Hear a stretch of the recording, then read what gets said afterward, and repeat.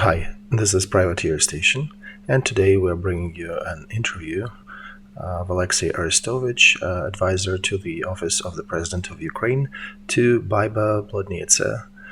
She is Parliament Secretary of Ministry of Defense of Latvia, and they do discuss how to prevent a Russian invasion into Latvia, and also what one needs to know, understand, and do in case such event happens. Enjoy! So, first of all, I would like to say that in our Latvia, you're the main source of information for most of people about what is going on with the war in Ukraine, who are watching your streams nightly, your analysis with Mark.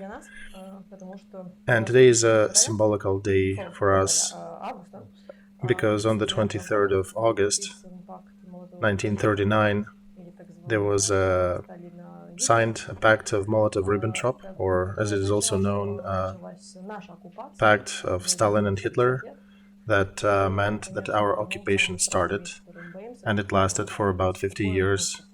And the worst thing we're afraid of is that similar event may occur again.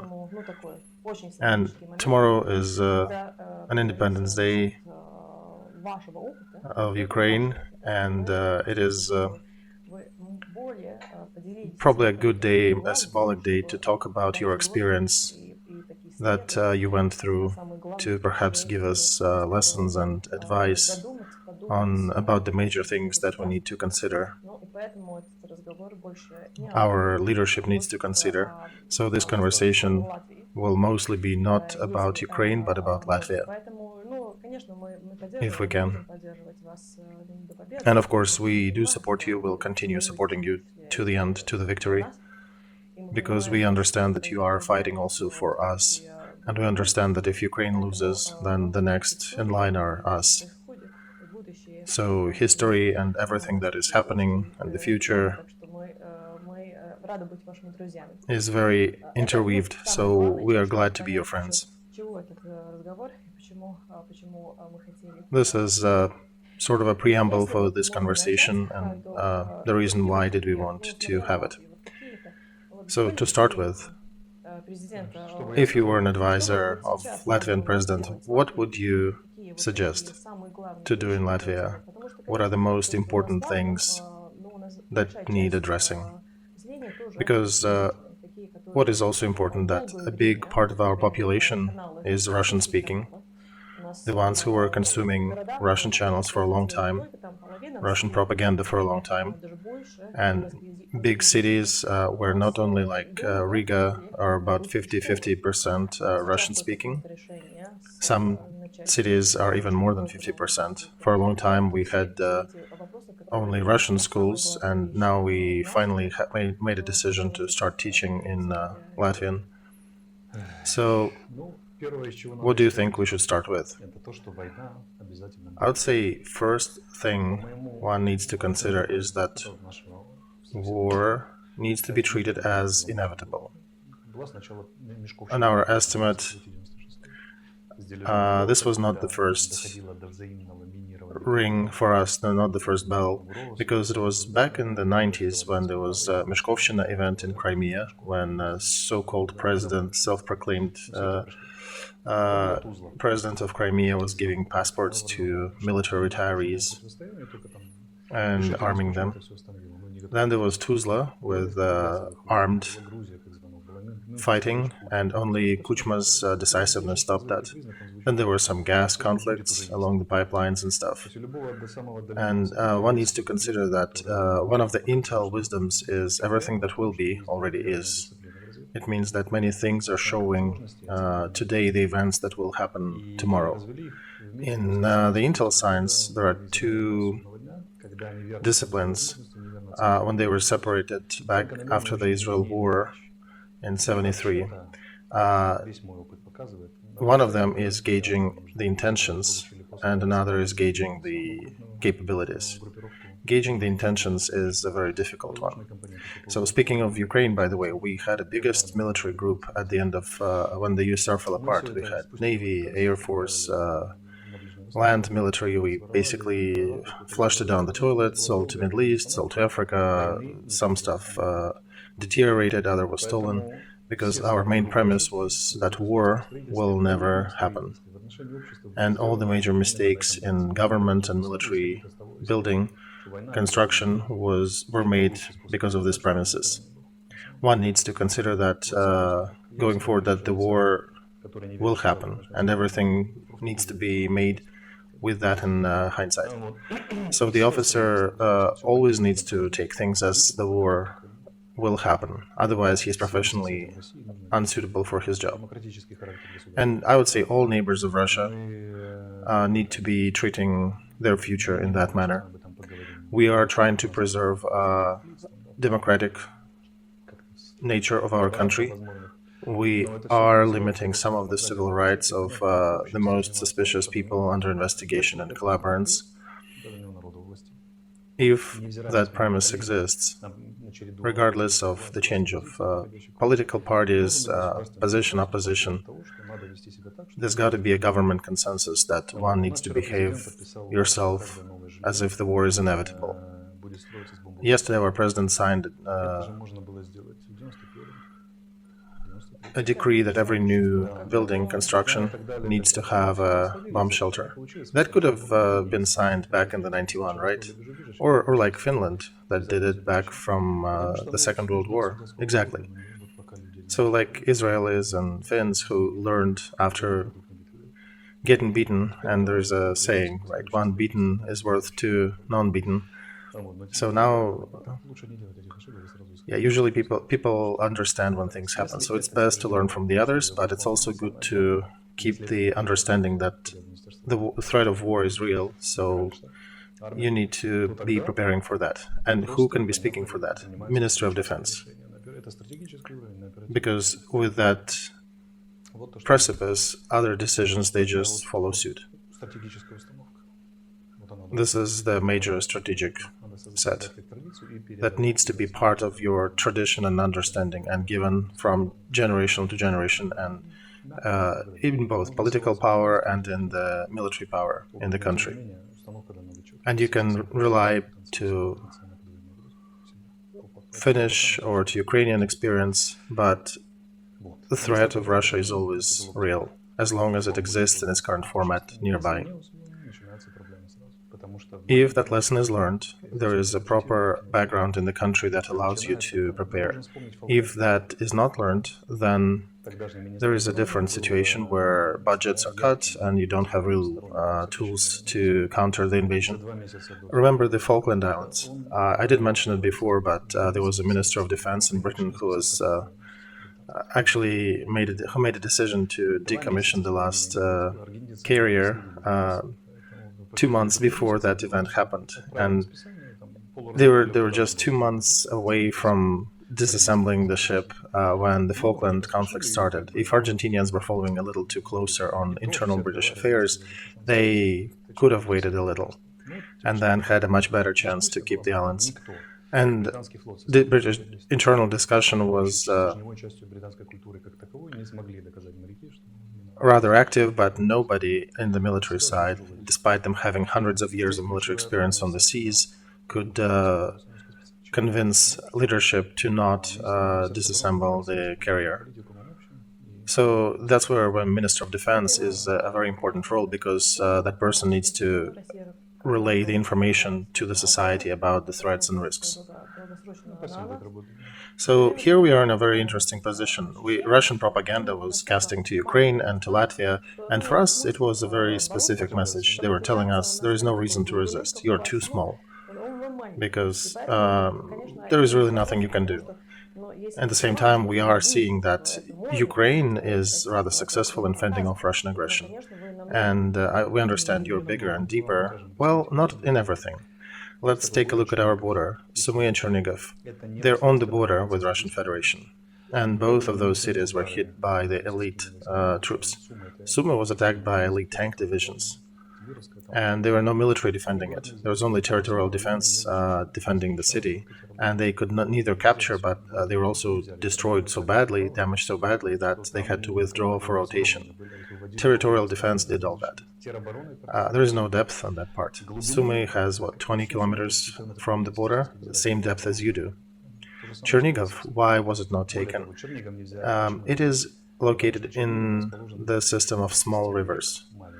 Those are small, they're like streams, they're basically 3-4 yards wide, but it is a block for military transport, so it's much difficult to do that.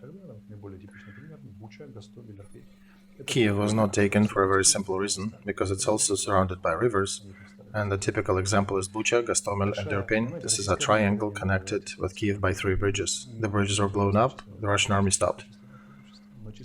Russian army never, and Soviet army never knew how to fight without relying on the numerous advantage, but one needs to know how to use that as well. They cluttered all the roads from the border to the cities. There was time when the road from Russian border to Irpin was fully stuffed with Russian vehicles. We didn't have much artillery, but we could not miss. We were getting messages, there were like 1,400 vehicles, 900 vehicles. It was impossible to miss. So this all fell apart because of 3 bridges were destroyed and territorial defense with special forces were picking at them from the sides. Russian army has all the drawbacks of the Soviet army. They can move only in big groups, and commander of battalion cannot let smaller detachments go too far from them, because line of command is peculiar. He cannot send the detachments further out because the commanders are 23, 25 years old, and they're commanding 30, 40-year-old contractors. Very poor communication at command, so they need to stick closer to the commander of battalion. And this war showed also that we do need to hit out, take away their logistics and ammo supply. So the main force will enter. Of course, you cannot stop them at the border, but the moment you have a chance to burn their supply vehicles, they're done. There are no ammo, no fuel, no mood, no communication, no command and management, and nothing to eat. You can resist on a relatively small depth with a relatively small force. One needs to prepare troops to hit communications. Destroy any communications and logistics you can. That's why territorial defense will not be able to do it alone, but there could be people who have experience working in forest, hunters, foresters who know how to hunt and stalk prey. They can do those traps on the roads, on the highways for them. You can just train them enough to put proper explosives and to carry out these attacks on the roads. Because all you need to do is really stop the first vehicle and then destroy them all in the line. You don't need to destroy... The war thing is, you don't need to destroy the full Russian army. You need to hold long enough and preclude them from further advancing. Because even your allies, like NATO and other countries that will support you, they need some time to react. And it's easily to buy... these tactics will easily let you buy time. And also, it's important to have other detachments, other military groups that can pick at them, maybe perhaps not at the full frontal assault, but hitting at them on the sides. So think about Czechoslovakia, Afghanistan, both Chechen wars, and Ukraine. They showed that Russian armies always try to attack the center of decision-making. Missiles, airborne troops, and massive attack on land. There always would be, imagine, helicopter airborne troops deployed in the center square of Riga or something like that. So you need 3 components to counter that. Territorial defense and Spetsnaz that will be cutting off communications and logistics. Regular military that should be holding them by maneuverable defense, keep attacking and burning them as they progress to slow them down. All your defense lines should be on the natural defense lines. We're talking about robots and other modern tools, but you know, the best stuff are canals and rivers. They could not cross it. We have a ton of those. Yeah, so your nature helps you here, and you can hold them for 2 or 3 weeks easily. And You know that near Kiev, 2 commanders of their engineering detachments died because they tried to get their people to build bridges under fire, and both were killed. And after that, they stopped trying to build those pontoon bridges. They just couldn't. And you do need some force, thirdly, to cope, to call the threat of any airborne attack. Any airborne descent troops need to be stopped. So that's part of their shock and awe concept. We managed to halt just because Ukrainians didn't really care much about the central command at the first day or two. They're just fighting for their land. Because the first hour of war, they already landed in Abolony and Gostomel. That's the third wave was going to land to the Glory Square, but we detoured them because of the fight. So they basically create an impression that the war is lost, the communication is gone, government is done with. So you need groups that can quickly move to a certain location and hold their airborne troops with fighting or anything else until bigger forces come. It could be special forces or it could be just local volunteers. The main thing is to shoot. You can even shoot in the sky up to just halt them, because all you need is really give military time to react and get to that location. Because they'll take defensive position and they'll try to hold their location. The main fight will still be about rail station and ports, because vehicle communication is much less effective to supply army. So there's a lot of fighting going around airports, railroads, and ports. Airports are an interesting story. We have so-called heroic General Kavanos in Ukraine. There is a criminal case against him now because he destroyed a lot of equipment in airport, so to say, precluding Russian troops from landing. In reality, you don't need to blow things up, you don't need to destroy airport equipment. All you need to do is take a truck with sand and dump some sand here and there in piles. Not a single plane will be able to land on that airport. So, cut communications, react fast to any airborne descent attacks, and mechanized brigades that can, together with maybe later NATO allies, hold or slow down the enemy at the natural barriers, canals, roads, bridges. The fight will always be at railroads, at crossroads and intersections.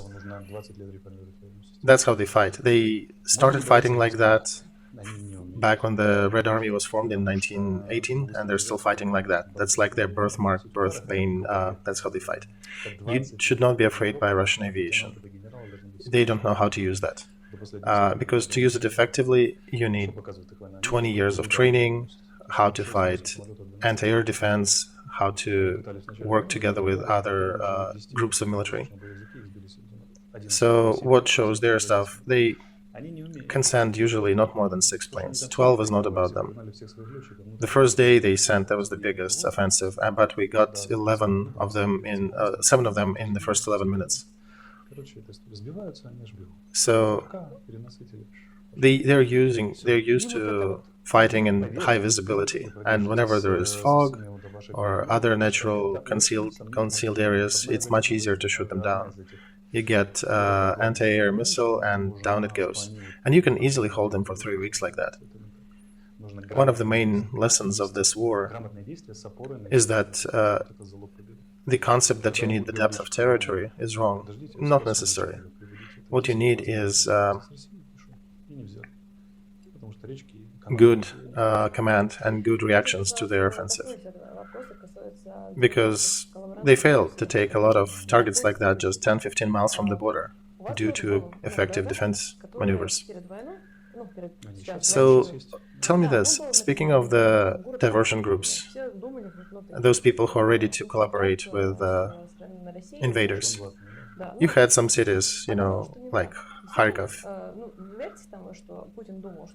Some people were looking at that thinking that it's 50% Russian-speaking or mostly Russian-speaking, and it likely will flip to Russia immediately and people will be supporting them.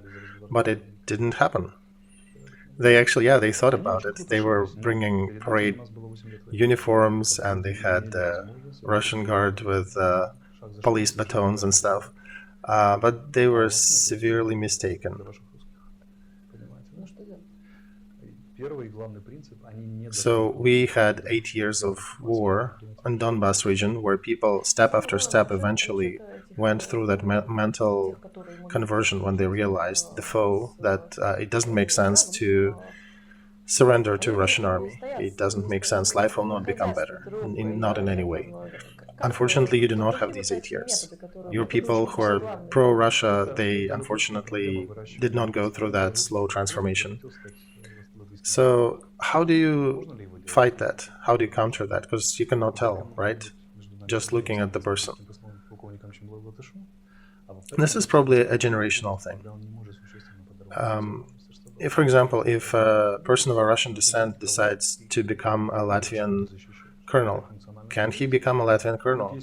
Yeah, he should be able to become. Perhaps a little more difficult. His path should be a little more difficult because he'll need to really prove himself, but he should be able to become. And maybe also there should be a system limiting his capacity to single-handedly create a big diversion. So perhaps if there is a bigger level information or tool that he can use, or lever that he can use to really break Latvian military, don't let him get there until he's really tried in battle. But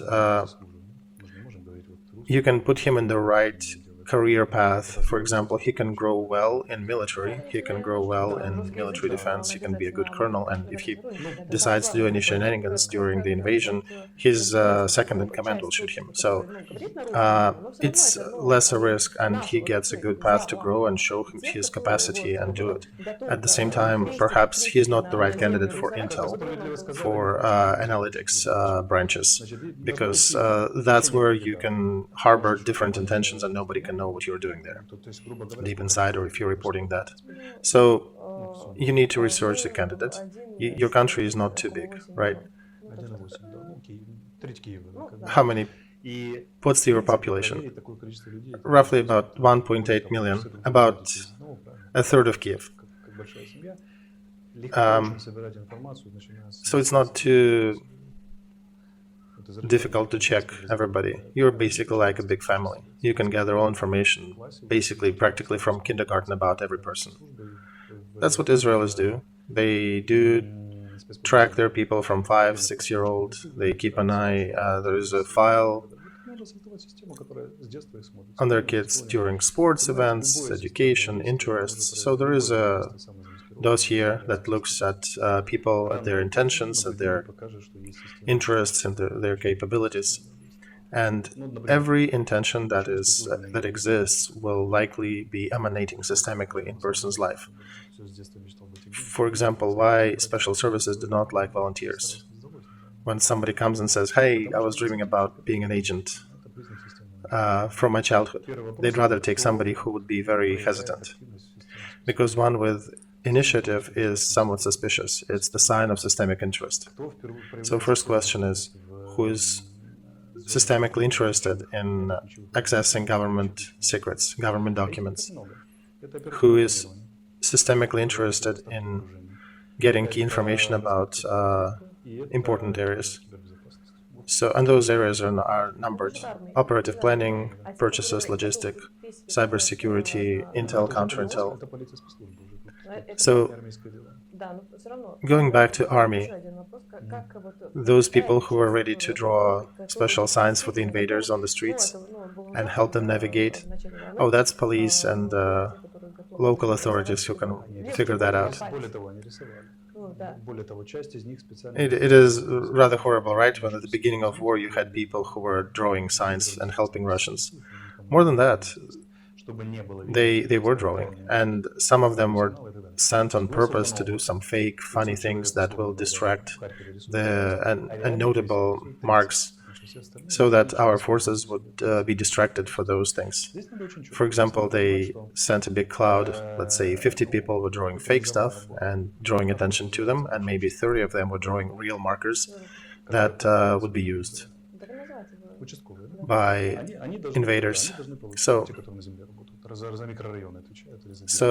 this one needs to understand this is a low-level work. This is basically a low-level police work. So police, right, the guy who is responsible for his neighborhood.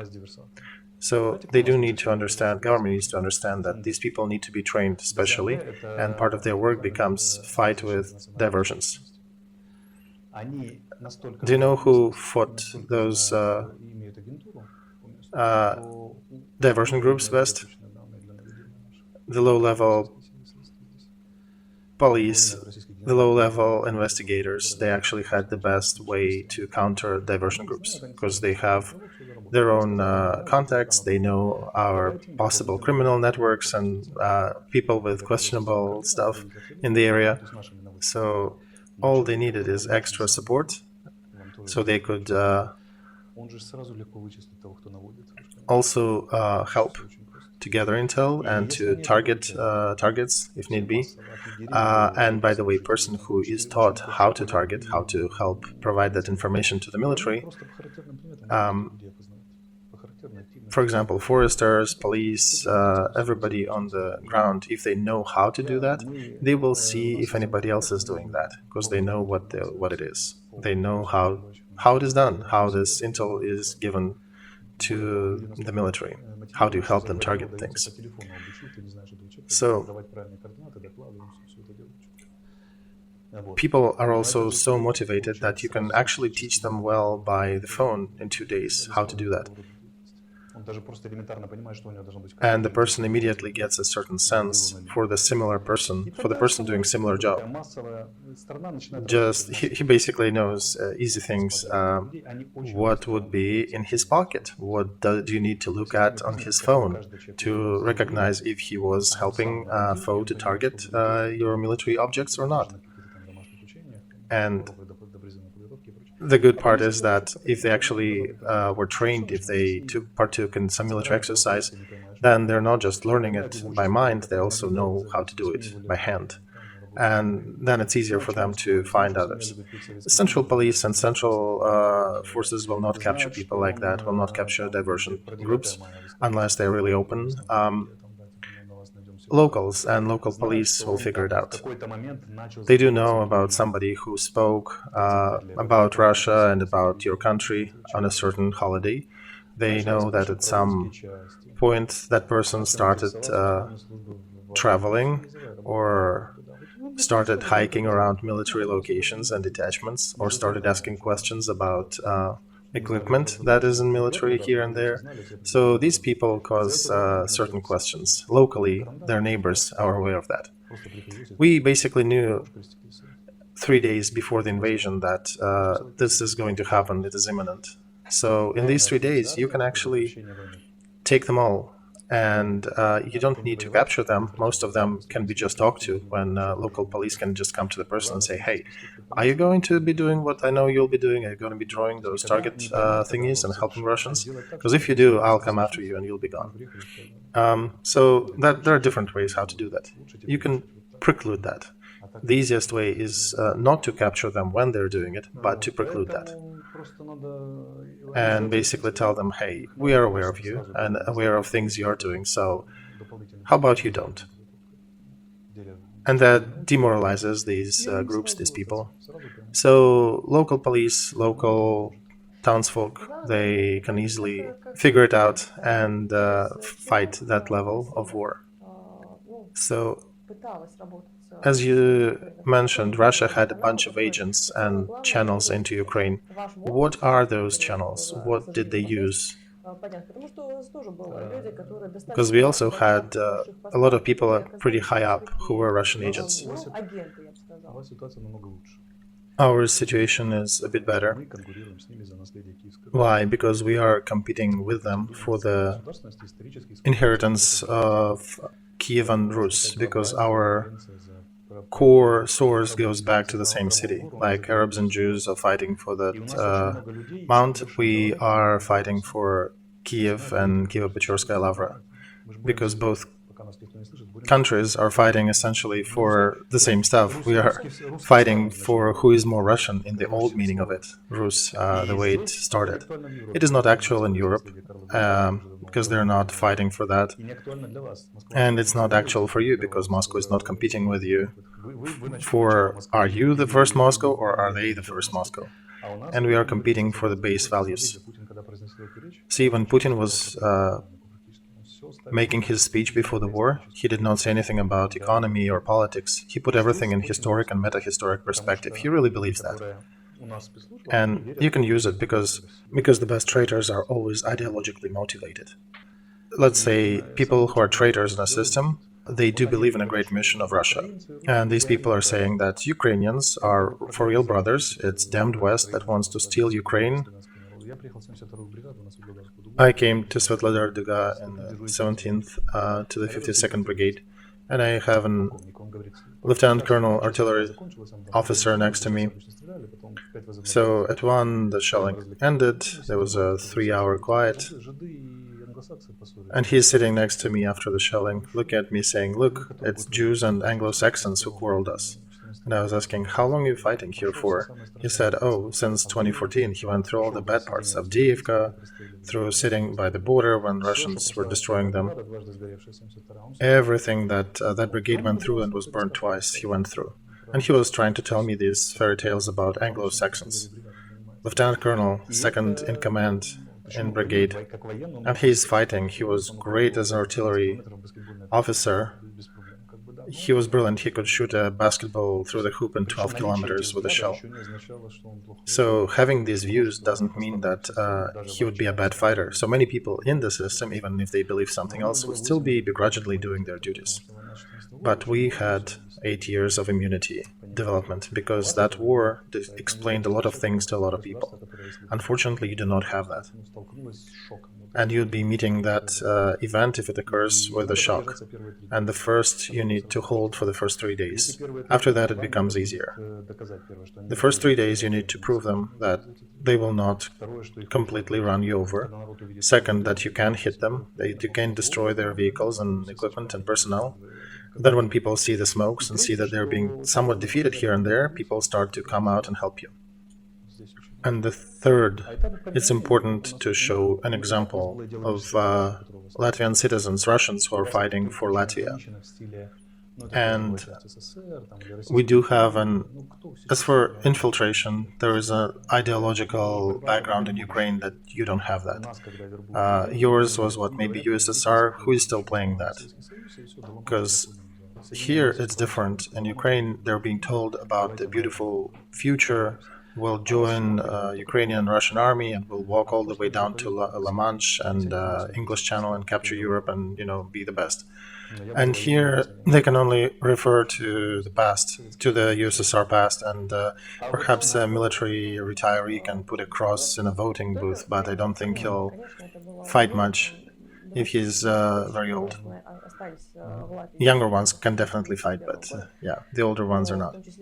So we had thousands of people who remained in Latvia after 91, after the fall of USSR. We had Russian schools, we had cities where Russian-speaking community is over 50%, maybe 60%. And those are the cities on the border. All right, so here you may want to start working with the image of the future, with people in these cities. It has to be bilingual. You, of course, should be teaching them Latvian culture and Latvian language that they can put over their Russian language. And that is one of the main things. Show them perspective, that it is better than being part of Russia. Russia suppresses liberty, freedom of speech. You will not have all these Instagrams, TikToks, technology advancements, civilization over there. See how many Russian-speaking people are resisting and fighting. Look at me, Arestovych is Russian-speaking fighting against Russia for Ukraine. So it is difficult to say that Latvian culture and history is wider and more important than Russian culture, but you can rely on the backing of NATO. And you can basically show the different futures saying, listen, You can go and graduate from any university in Europe. And if you go into Russia, who you'll be there? What will be your future there? Here you can be part of Europe. That's how school teachers help you achieve victory. This is the main line showing and enabling people to have more perspective. Because young people don't really react well for pushes towards the history, joint fights against Swedes or somebody back in 4 or 5 centuries ago. But you need to confront that it's difficult to fight for certain cities, and you cannot really rely on, in the first days of war, on some of your population. Of course, you should not expect that they will be effectively countering. The Russian citizen who is part of your military and who is, let's say, in a tank or a sergeant, he will be shooting at the foe invading the country. But a Russian citizen in your city will likely not go out in the street and throw Molotov cocktails or anything at the invaders. So he'll probably sit it out. And it's understandable. You may want to build your strategy around the fact that you likely will lose the border town, the immediate border town like that. But then it'll be a calculation of how deep can they infiltrate. You'll take these towns back.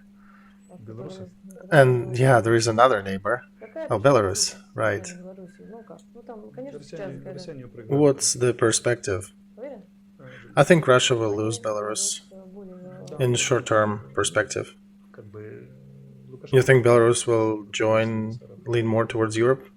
Well, yeah, Lukashenko sent so many ambassadors and influencers into the West. He's trying to hold. They expressed it pretty straightforwardly. There was the last draft for military training. 90% didn't show up, 10% didn't pick up phone to come. After they tried to send special forces to the border to fight with Ukraine, 90% of those sent them resignation letters. They don't want to fight here. So the reason and the only thing holding or preventing Belarus from leaving Russia is a serious crisis in Russia. The moment it starts, Belarus will detach. So the only way Belarus may fight, our army may fight, is if Russian troops will surround them and with them in the middle will try to invade, but they'll find a way to not take arms. So yeah, they're not excited about doing any of these military action. Russians is a different thing. But again, who will be fighting? Sixth Army? They're all gone. Maybe they'll build a new one in the future, yeah. But first of all, we did destroy their battle worthiness. We destroyed a lot of their equipment here. I think we improved European safety and security by leaps here in Ukraine. But this should not be a refusal from the first strategic thesis that the war will likely occur. So you need to be still preparing. And smaller countries, like any country in general, wise people are the ones who are looking and preparing for things in advance. The system to prevent collaboration with Russian regimes, it usually goes through you need to counter culture. You need to counter through church, through society, through culture, because that's what Russians usually using to infiltrate society. Movies, books, church, other institutions.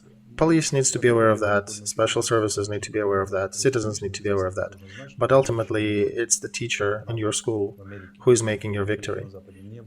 Your Russian-speaking kid in Latvia needs to know that his future is so much better with Europe. And of course, they can watch, cartoons and everything, Russian cartoons and fairy tales. And if it's, even if Russian is a second language at first, doesn't matter.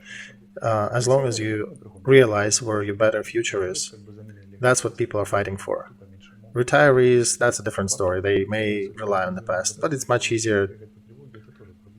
To trace them. However, if there is a retiree helping to target military targets, those are a little harder to guess. But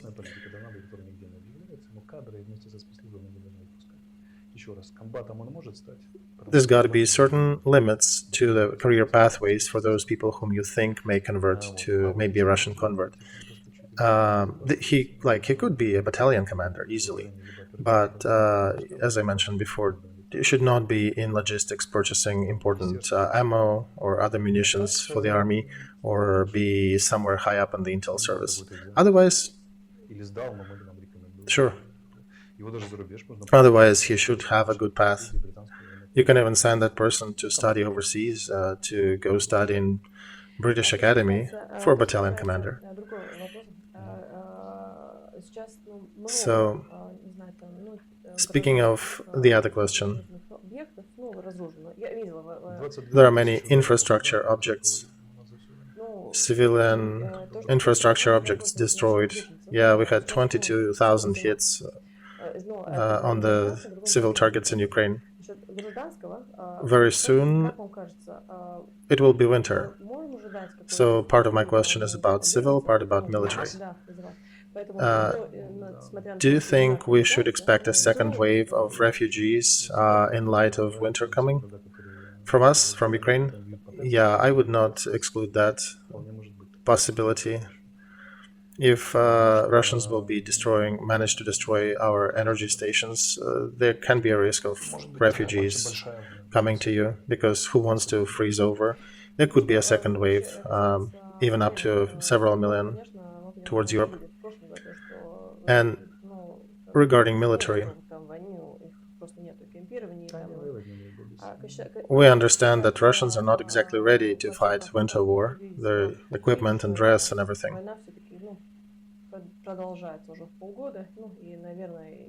We can probably expect this war to last for another half a year or something, because it's been lasting for already half a year. Do you think there'll be any major changes on the front? So they'll never be as strong in this war as they were in the middle of June. They're in the plateau, and the plateau starts to slowly go down. They cannot really get enough conscripts now. They are trying to get more people, and nobody is coming. They wanted to create a strategic reserve of Russian command that had to be 80,000. They resigned and said, okay, 15 is good enough, but they didn't even have full 15,000. And they don't have enough equipment. Everything they're sending now is T-62, 50, 60-year-old tanks, artillery of about the same age, middle of the 20th century. So they don't have much equipment, and they don't have much motivation. That's why they are conscribing a lot of population from the occupied territories by force and sending them to fight, because they don't have anybody else. And problem is, whoever thinks that they will at least hold their positions, they won't, because we're taking out their logistics with HIMARS and UAVs and other means, and we're destroying their targets daily, so they'll be withdrawing from their current positions. And for them, it's so important to sit down at the table and do a ceasefire and start talking. At first, they wanted to put everybody to the table around the grain, then around the nuclear plant, because in a Russian government model, there is no concept for the times when they're losing. Their role model is a rowdy airborne trooper by the fountain in the square of the city. The moment he's losing and he is falling, nobody wants to support him. Nobody wants to listen to him. And the moment they start, general society will start resisting it, doing Italian strikes, not working or not supporting them. So they're begging for it. They're begging for negotiations. Americans are supporting us now more and more, another 800 billion, and Putin is trying to travel here and there to talk to Erdogan or to Iran. So we can win positional war with just HIMARS. And you saw that they're moving their jets from Crimea to the mainland. So the next 2-3 months are definitely decisive. If we get more ammo, more armor, we'll take them out even further. So in the current position, they cannot really fight positional war. And that's a military defeat, and there's nothing they can do with it. Strategic initiative doesn't belong to them. It's not entirely ours yet, but it doesn't belong to them. So many people are guessing now. What are the general losses of the Russian army? On the equivalent of armies, they entered Ukraine with 10 armies. They lost most of them now.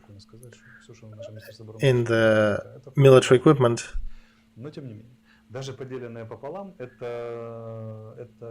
even if we divide in half every piece of equipment the official announced, that's at least a third of their equipment out of 10 armies is destroyed. So 30 to 40% of their hardware is destroyed here in Ukraine. Special forces are almost gone. Airborne troops and Marines, the best prepared troops, each of them costs about $1 million, who are prepared in different war theaters. They're all gone. We all destroyed them. Airborne troops, they're gone for 70%. So they're gone. Just to recover that battle readiness, it'll take them a lot of time. And we can use that time to continue building up our military and our defenses. So the next time, if they decide, they would not be able to even go anywhere. Well, best if they wouldn't even try. Exactly. You know, if Latvia, Lithuania, Estonia, Slovenia, Poles, if we sign a treaty here, a small NATO, attack on one is attack on all.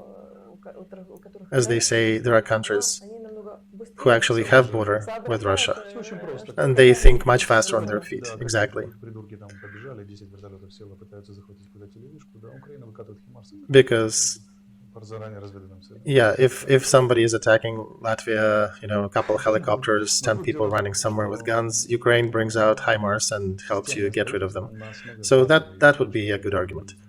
But systemic government building should be around the basic idea that war is inevitable or highly probable. That's how even your economy, even your utilities and everything need to take that into account. That's the Finnish model. That's what Finland was doing all these years.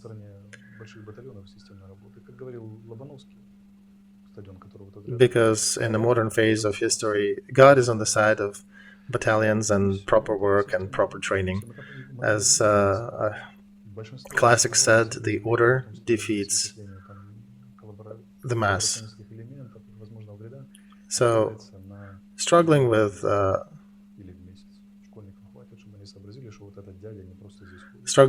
infiltrators, with people who can help the invaders to invade, you can just do one class at school per week. Help them recognize the signs of it. Do additional, couple days of training for police per year, or territorial defense. That's how Targeter works. That's what Collaborant would be doing. Track these things, and that culls that part of risk dramatically. People who were hired or would be doing that, they just would not, because they understand they don't want to risk their lives. And on the career paths, if you are concerned about certain people, sure, give them just different ways, different pathways to success. So if you have concerns about allegiance, put him to be in charge of finance, but not in charge of purchasing. And speaking of help, yours to us or us to you, I think you gave us everything. No, not everything. We still have a few things. Okay. Oh, you have something else left. Can we have that? So, talking of military help, we actually gave you everything we could, even a little more than that, because we understand you are fighting for us. And of course, we are interested in weakening Russian army as much as possible.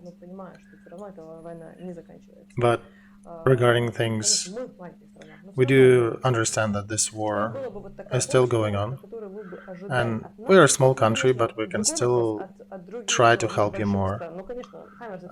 What other help could you maybe expect from us, from small countries like us, and perhaps from other big allies? We don't have HIMARS, but actually we hope we will have them. Yeah, we heard of that. 3 HIMARS can do a lot of things. When we got just 5, we took out a bunch of their warehouses and basically stifled their offensive. So it's you and Estonia and Lithuania are buying it. Yeah, it's a good thing to do. We would ask you one thing. If you can buy things from countries that can sell you stuff, perhaps you can sell it to us, or maybe you can rent it to us so we can use it, or, temporary send for lease to Ukraine. We have several components that we need to fulfill. First, we cannot use artillery the Russian way, because they just do a massive barrage without proper correcting, proper targeting. You need about 90 shots to destroy a certain level of targets. With targeted fire, you need only 9 shots. So we need to work like that. We need to work with UAVs in conjunction with artillery. UAVs and means to repair them. We need a lot of them. So Lithuania, Latvia, you and Estonians are helping us a lot with that. Thank you. Second, mobile repair shops that can fix equipment fast. Because UAV came back with a somewhat broken window or wing, nobody knows how to fix that. But if there is a mobile repair shop that can quickly fix 4 or 5 of those, that's golden. Second, encrypted communication. Soldier may be without toothbrush or deodorant, but he does need a good communication. Night vision. Very important. We beat them at night fights. The Russians don't have nearly enough. Historically, yeah, look at all the special operations in Iraq. Americans were doing the same. And artillery, I don't know if we can ask you for that. That's, I think you already gave a lot, and I don't know if you can give us 777s and HIMARS, but we understand that you do have such necessity. Communication, night vision, UAVs, that would be a great help. I was talking back from the 2014. Cigarettes is nice, but soldier doesn't have to smoke. But if he has night vision and communication, he will stay alive and he will fulfill his goals. While having all cigarettes and beautiful uniform, he will fail. So that's not too important. So communication and night vision, communication and night vision. Probably also, if you could take our wounded, that also helps. Yeah, we're still continuing. We have a lot of people we're treating. Also, we take kids of your servicemen to children's camps for summer. And we're also providing help with cleaning landmines. Because, yeah, after the war, there'll be a lot of that work. Even if just 2 of the sappers will come, that'll be great help. Why didn't we sow enough grains this year? Because a lot of mines are still there. So 1 day of war is 3 days of cleaning mines. So I think we'll have to be cleaning everything for at least a year and a half.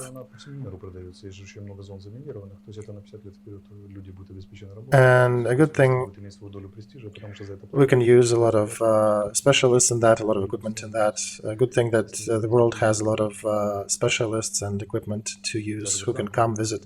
Even civilians can come in a program of exchange, civil sappers who can come and clear mines.